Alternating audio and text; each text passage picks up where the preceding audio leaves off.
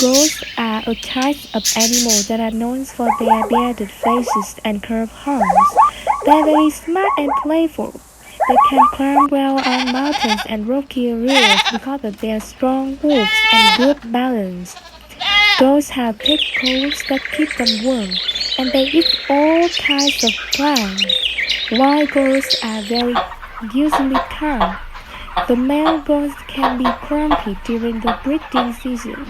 People have raised goats for a long time to get their milk, meat, and soft hair.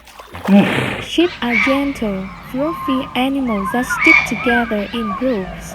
They have sturdy bodies and thick, woolly coats that need to be cut regularly. Sheep are good at eating grass and can walk on rough, uneven ground. People have been raising sheep for a very long time because they provide wool, meat, and milk. Cows are big, strong animals that farmers raise to get their milk and meat. They have divided two hooves and may have horns.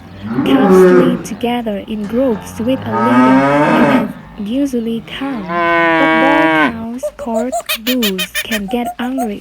Cows have special stomachs that let them eat grass and plants, and dairy cows make a lot of delicious milk.